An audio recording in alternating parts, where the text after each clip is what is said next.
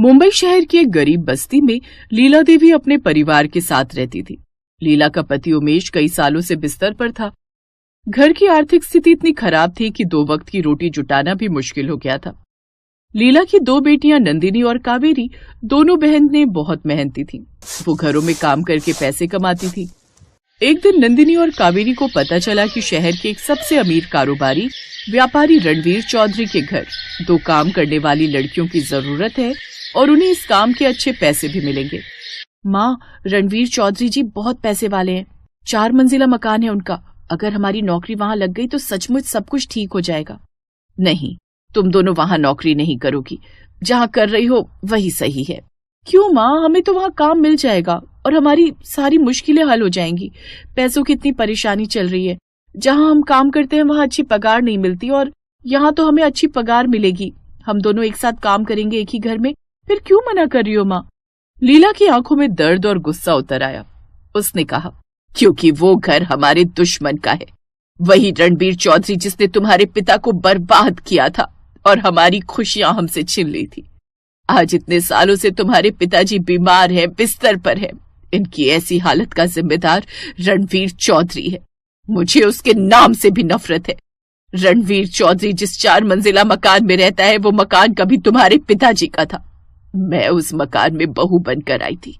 रणवीर चौधरी ने तुम्हारे पिता के 4 मंजिला मकान पर धोखे से कब्जा कर लिया और उन्हें कर्ज में डुबा दिया। उसी रणवीर चौधरी के धोखे ने तुम्हारे पिता को बर्बाद कर दिया, उन्हें इस हालत में पहुंचा दिया। माँ की बातें सुनकर नंदिनी और कावेरी दोनों की आंखों में आंसू आ गए। माँ, ये सब हुआ कैसे? रणवीर चौधरी ने पिताजी के साथ धोखा कैसे किया?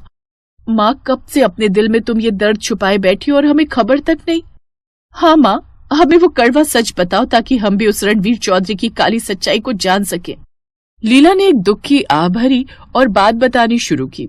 कई साल पहले तुम्हारे पिताजी शहर के नामी बिल्डर थे। हमारा 4 मंजिला मकान था, हमारा मंदिर सा घर जहां हमारी खुशियां बसती थी। नंदिनी, तुम और कावेरी 2 या 3 साल की थी। हम अपनी दुनिया में बहुत खुश थे, पर एक दिन मानो हमारे सपनों की दुनिया को रणवीर चौधरी जैसे काले साई की नजर लग गई। तुम्हारे पिताजी का पुराना मित्र रणवीर हमारे घर आया। वो फटे कपड़े पहने सहमा हुआ दिखाई दे रहा था। उमेश, मेरे दोस्त, मुझे अपने पास नौकरी पर रख ले। मैं बहुत दुखी हूँ। तेरी भाभी गांव में बहुत बीमार है। मेरे पास काम नहीं है, नौकरी नहीं है। बहुत उम्मीद लेकर तेरे पास आया हूँ दोस्त। कोई भी नौकरी कर लूंगा। तू कहे तो बर्तन, सफाई, कपड़े, यहाँ तक कि तेरे जूते भी पॉलिश कर दूंगा।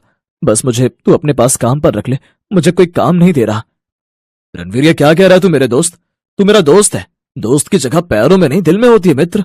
आज से तू मेरी फैक्ट्री में काम करने लग जा। मुझे वैसे भी एक मैनेजर की जरूरत थी और तू लिखाई पढ़ाई का काम अच्छे से कर लेता है। चल, अब तेरी भाभी के हाथ का गर्मा गर्म नाश्ता कर ले। रणवीर की हालत को देखकर तुम्हारे पिताजी का दिल पिघल गया। रणवीर को उन्होंने नौकरी पर रख लिया, पर मुझे पता नहीं, रणवीर का स्वभाव अच्छा नहीं लग रहा था। मैंने तुम्हारे पिताजी को कहा कि ऐसे किसी पर एकदम भरोसा करके फैक्ट्री का सारा काम उसे ना दे, पर उन्होंने मेरी एक नहीं सुनी। सुनो जी, ऐसे किसी पर एकदम भरोसा करना ठीक नहीं। तुम नहीं जानते हो कितने साल रणवीर कहाँ रहा, क्या किया। तुमने मैनेजर बनाकर मुझे लगता है जल्दबाजी ना की हो। अरे नहीं नहीं लीला, रणवीर मेरे बचपन का मित्र है। मैं उसे अच्छे से जानता हूँ। वो बहुत विश्वासी है। पता है कितने दिनों से हमारा फैक्ट्री का माल ट्रांसपोर्ट पर रुका हुआ था। रणवीर ने कुछ ही घंटों में छुड़ा लिया। और भी बहुत कुछ काम है जो अटके हुए थे। रणवीर ने सारे काम करवा दिए। मुझे पता है वो गलत आदमी नहीं है। धीरे धीरे रणवीर ने अपने काम से उमेश का विश्वास जीत लिया। जब रणवीर मेहनत से काम कर रहा था तो मुझे भी उस पर विश्वास होने लगा और मैंने भी अब उन सब बातों पर ध्यान देना बंद कर दिया और तुम दोनों की देखभाल में लग गई। एक रात रणवीर ने तुम्हारे पिताजी को जबरदस्ती अपने साथ ड्रिंक करने के लिए कहा। उसने कहा कि आज उसका जन्मदिन है तो ये मना नहीं करेंगे। इन्होंने भी दोस्ती निभाते हुए पीने के लिए हाँ कह दी। इन्हें पता नहीं था कि ये रणवीर की चाल है। उसने उनकी ड्रिंक में नशे की दवा मिला दी। नशे की हालत में रणवीर ने मौके का फायदा उठाकर इनसे कुछ कागजों पर साइन ले लिए। वो कंपनी के कागज नहीं थे, बल्कि हमारी 4 मंजिला मकान और फैक्ट्री के कागज थे जो रणवीर पहले ही इनकी अलमारी से चुरा चुका था। हमारी जिंदगी उस रात बदल गई। हमारा मकान, हमारा व्यापार, सब कुछ रणवीर ने अपने नाम कर लिया। हमें अगले दिन घर से निकाल दिया। तुम्हारे पिताजी को सदमा लगा। इन्हें हार्ट अटैक आ गया और उसके बाद ये कभी बिस्तर से नहीं उठे। सब कुछ रणवीर चौधरी ने खत्म कर दिया। लीला फूट फूट कर रोने लगी। नंदिनी और कावेरी को ऐसा लगा मानो उनके पिता उमेश की भी आंखों में आंसू हैं, पर वो हिलडुल नहीं पा रहे। माँ, चिंता मत करो, हम उस रणवीर चौधरी से अपना 4 मंजिला मकान और फैक्ट्री दोनों वापस लेकर रहेंगे। अब हम दोनों तभी लौटेंगे जब हमारा मकसद पूरा हो जाएगा। हमारा इंतजार करना माँ, हम दोनों जा रही हैं रणवीर चौधरी से अपने पिताजी का सब कुछ वापस लेने के लिए। नंदिनी और कावेरी दोनों बहनें अपने माता पिता का आशीर्वाद लेती हैं और रणवीर चौधरी से बदला लेने के लिए निकल पड़ती हैं। रणवीर चौधरी की पत्नी उन्हें काम पर रख लेती है। आपका बहुत बहुत धन्यवाद आंटी जी, आपने हमें काम पर रख लिया। हम दोनों गरीब बहनें बहुत परेशान थी। आंटी जी, नंदिनी साफ सफाई का काम देख लेगी और मैं रोटी बनाने का। आपको इसमें कोई दिक्कत तो नहीं है ना? नहीं नहीं, मुझे कोई दिक्कत नहीं है, पर ध्यान रहे 4 मंजिला मकान की सफाई करते समय कोई भी कमी ना रहे। हर मंजिल अच्छे से साफ करनी है। और तुम, खाना बढ़िया होना चाहिए। मेरे पति को बढ़िया खाना खाने का शौक है। जी आंटी जी। नंदिनी सारे घर की सफाई करती है। वो अपने घर की हर मंजिल को ध्यान से देख रही थी। उसे पता था कि उसके माता पिता की यादें उस मकान की हर मंजिल में छुपी हुई हैं। इधर कावेरी रसोई में खाना बना रही थी और रसोई को भी देखकर यही सोच रही थी कि उसकी माँ भी कभी इस रसोई में खाना बनाती होगी। तभी रणवीर चौधरी आ जाता है। सुधा, तुमने दोनों नौकरानियों की अच्छे से जांच पड़ताल कर लिया ना? कभी ऐसे ही रख लिया हो? हाँ हाँ, कर ली है। दोनों बेचारी बहुत करीब हैं, जैसे एक समय में हम हुआ करते थे। सुधा, कम बोला करो, दीवारों के भी कान होते हैं। सुधा स्वभाव की थोड़ी बुद्धू थी। ये बात नंदिनी और कावेरी को समझ में आ गई थी। उन्होंने सुधा के करीब जाना ही ठीक समझा। रणवीर चौधरी के दोनों बच्चे विदेश में पढ़ रहे थे। सुधा घर पर अकेली होती थी और रणवीर फैक्ट्री में। नंदिनी और कावेरी के पास अच्छा मौका था रणवीर की सच्चाई सबके सामने लाने का। और एक दिन उन्होंने चिकनी चुपड़ी बातें करके सुधा से सारी सच्चाई उगलवा ली। और जो मोबाइल फोन सुधा ने उन्हें काम के समय इस्तेमाल करने के लिए दिया था, उसी में उन्होंने सुधा की चुपचाप वीडियो बना ली।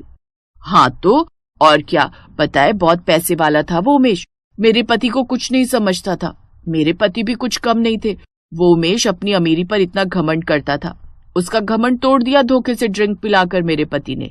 उसके इस 4 मंजिला मकान और फैक्ट्री के कागजों पर साइन ले लिए और उसे उसकी पत्नी और दोनों बेटियों के साथ धक्के मारकर इस घर से हमेशा के लिए निकाल दिया। मैंने तुम दोनों को जो बात बताई है ना, किसी को बताना मत। ये तो तुम दोनों मेरी अपनी हो, इसलिए तुम्हें बता रही हूँ, ठीक है? हाँ हाँ आंटी जी, वैसे आप भी बहुत समझदार हो। आप भी किसी को मत बताना, नहीं तो रणवीर अंकल आप पर गुस्सा करेंगे। रणवीर चौधरी की सच्चाई नंदिनी और कावेरी ने मोबाइल में कैद कर ली और पुलिस को दिखा दी। पुलिस के सामने सारी सच्चाई थी।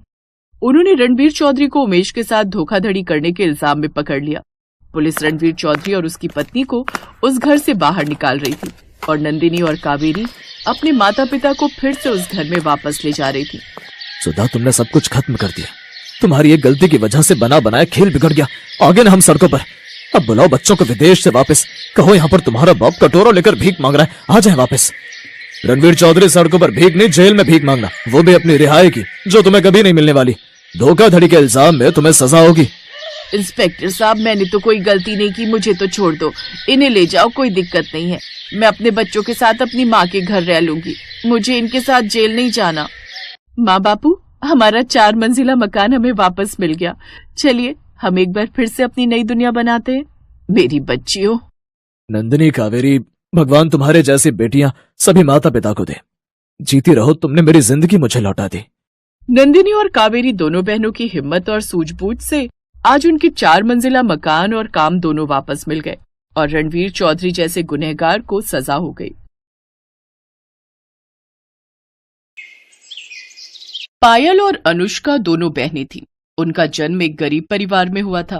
पायल जहां सांवले रंग की थी, तो वहीं अनुष्का दिखने में बेहद ही खूबसूरत थी। दोनों बहनें जवान हुई। अनुष्का तेज तर्रार, मॉडर्न और सुंदर लड़की थी, इसलिए अमीर घर के लड़के ने उसे पसंद कर लिया। तो वहीं पायल की शादी एक गरीब परिवार में हो गई। पायल ढेरों अरमान मन में संजोए अपने ससुराल आई, लेकिन ईंट गारे से बना ढांचा ही अब उसका घर था। ये देख उसकी आंखें भर आईं, लेकिन इसी को अपनी किस्मत मानकर उसने चुपचाप स्वीकार कर लिया उधर अनुष्का अपने बड़े अमीर ससुराल में आकर बहुत खुश थी। एक रोज जब पायल बाजार में सब्जी लेने पैदल जा रही थी तो अचानक गाड़ी में जाती हुई उसकी बहन अनुष्का की नजर उस पर गई। वो गाड़ी से उतरकर बोली, अरे दीदी, आप कहाँ जा रही हो? सब्जी लेने आई थी अनुष्का। खैर ये बता तू कैसी है और यहाँ कैसे? मैं भी ठीक हूँ। वो जो राधा कृष्ण मंदिर के सामने वाली कोठी है ना, वो विनय ने खरीद ली है। अब हम यहीं शिफ्ट हो गए और अभी मैं विनय के साथ मूवी जा रही थी तो आप पर नजर गई तो सोचा आपसे मिल लूं। वो क्या है ना, हम अमीर लोगों के पास ये सब सब्जी वब्जी लेने का टाइम ही नहीं होता ना। ये काम तो मेरे घर के नौकर करते हैं। मैं तो बहुत मजे में हूँ। अच्छा मैं चलती हूँ, मुझे लेट हो रहा है। वैसे आप कहाँ रहती हैं? त्रिलोकपुरी गांव, वहीं बस्ती में मेरा घर है। अच्छा खैर, मैं किसी दिन फुर्सत में आपसे मिलने आऊंगी, फिर ढेर सारी बातें करेंगे। Okay bye. ये कहकर अनुष्का अपने रास्ते निकल गई। ऐसे ही समय बीत गया। एक रोज पायल अपने पति उमेश से बोली, सुनिए जी, अपने घर में ना प्लास्टर करवा लो, दीवार की दरारों से मच्छर घुस आते हैं। बस कुछ दिन और गुजारा कर लो। अब रिक्शा चलाने के साथ साथ पढ़ाई भी कर रहा हूँ। भगवान ने चाहा तो जल्दी अच्छी नौकरी भी मिल जाएगी। ऐसे ही समय बीता।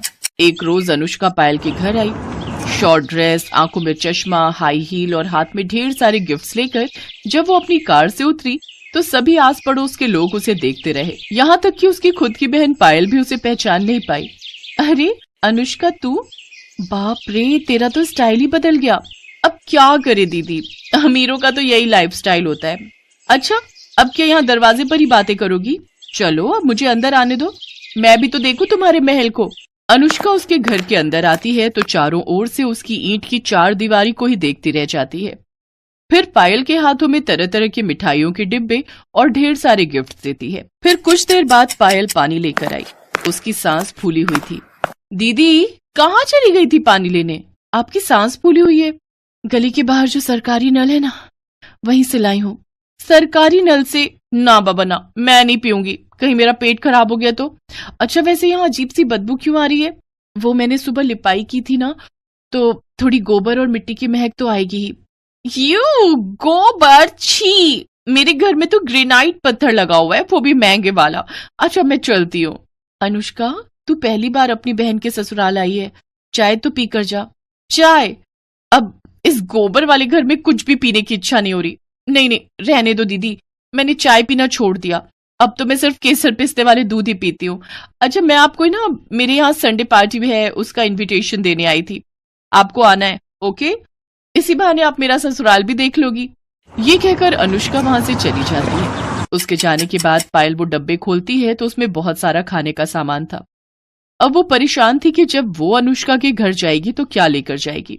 शाम को उमेश घर आया तो वो बोला, पायल, अमीरों और गरीबों के लाइफस्टाइल में बहुत फर्क होता है, और वो अमीर है और हम गरीब, उनके जैसी हैसियत नहीं है हमारी। ऐसे ही दिन बीत गए। पायल को चिंता सताने लगी कि वो अनुष्का के यहाँ क्या लेकर जाएगी। फिर उसे ख्याल आया कि अनुष्का को उसके हाथ के आटे के लड्डू बेहद पसंद है। वो जल्दी से आटे के लड्डू बना लेती है और फिर अगले दिन उन्हें लेकर अनुष्का के घर पहुंच जाती है, जहां वो देखती है कि अनुष्का अपने शीश महल जैसे घर में आराम से बड़े से सोफे पर बैठी है। उसकी ठाट बाट देखकर पायल हैरान रह गई। पायल ने अनुष्का को पुकारा। अनुष्का ने उसकी ओर देखा तो वो गुस्से से भड़क गई। ओफो दीदी, मैं जानती हूँ कि तुम गरीब हो, लेकिन कम से कम तुम्हें इतना तो पता होना चाहिए कि अमीर लोगों के घर कैसे बनकर जाना चाहिए। अरे कम से कम एक जोड़ी नए कपड़े ही खरीद लेती। तुमसे अच्छी तो हमारी एक काम वाली लग रही है। तभी वहाँ अनुष्का के ससुराल वाले भी आ गए। अनुष्का, मैं तुम्हारे लिए अपने हाथों से आटे के लड्डू बनाकर लेकर आई थी। पहले बात अलग थी दीदी, अब मैं अमीर खानदान में आ गई हूँ। जाओ यहाँ से। अब मेरे यहाँ तभी आना जब तुम्हारा ये गरीबी वाला लाइफस्टाइल बदल जाए। बहू, क्या जरूरत थी गरीब लोगों को पार्टी में बुलाने की? अनुष्का, तुम तो इनके यहाँ कितना कुछ लेकर गई थी और ये बेकार से लड्डू लेकर आई हैं। अपनी बेइज्जती देखकर पायल रोते हुए वहां से चली जाती है। ऐसे ही 3 साल बीत गए। दोनों बहनों की डिलीवरी होने वाली थी। पायल को उमेश जल्दी से पास के सरकारी अस्पताल में ले जाता है, तो वहीं दूसरी तरफ अनुष्का को विनय एक महंगे प्राइवेट अस्पताल में ले जाने लगता है। लेकिन प्राइवेट अस्पताल थोड़ा दूर होता है और वो वहां तक नहीं जा पाते, इसलिए वो भी अपनी पत्नी को सरकारी अस्पताल में ही ले जाता है। कुछ देर बाद डॉक्टर पायल से कहते हैं, मुबारक हो, आपको 2 जुड़वा बेटे हुए हैं। ये सुनकर पायल और उमेश बहुत खुश हुए, लेकिन तभी दूसरे कमरे से किसी के रोने की आवाज आई। पायल ने पर्दा हटाकर देखा तो सामने बिस्तर पर अनुष्का बेहोश थी और विनय और उसकी माँ आपस में बातें कर रहे थे। माँ, जब अनुष्का होश में आएगी और अपने बच्चे के बारे में पूछेगी तो मैं उसे क्या कहूंगा कि तुम्हारा बेटा मरा हुआ पैदा हुआ है और अब वो कभी माँ नहीं बन सकती? नहीं बेटा, अगर ऐसा हुआ तो वो सदमे में भी जा सकती है या हमेशा हमेशा के लिए कहीं कोमा में ना चली जाए, इसीलिए डॉक्टर ने उसे कुछ भी बताने से मना किया है। नहीं माँ, मैं अनुष्का को नहीं खोना चाहता। उनकी बातें सुनकर पायल और उमेश ने एक दूसरे की तरफ देखा, फिर एक फैसला लिया। पायल ने अपना एक बेटा गोद में लिया और विनय से जाकर कहने लगी, विनय, मैं भी अपनी बहन को नहीं खोना चाहती। हमने आप दोनों की सारी बातें सुन ली। मैंने जुड़वा बेटों को जन्म दिया है, इसलिए मेरा एक बेटा तुम रख लो और अनुष्का को यही कहना कि ये उसी का बेटा है। मैं गरीब जरूर हूं, लेकिन दुख तो सबका बराबर ही होता है ना। मेरे बेटे की परवरिश करते समय उसे गरीब और अमीर दोनों के बारे में बताना, ताकि वो गरीबों का दुख भी समझ सके। अनुष्का होश में आ चुकी थी, उसने उनकी सारी बातें सुन ली थी। वो हाथ जोड़कर पायल के सामने रोते हुए कहने लगी, मुझे माफ कर दो दीदी, मैंने आपको कितना भला बुरा कहा। शायद उसी की सजा मुझे मिली है जो भगवान ने मेरा बच्चा छीन लिया, साथ ही हमेशा के लिए मां बनने के सुख से भी वंचित कर दिया।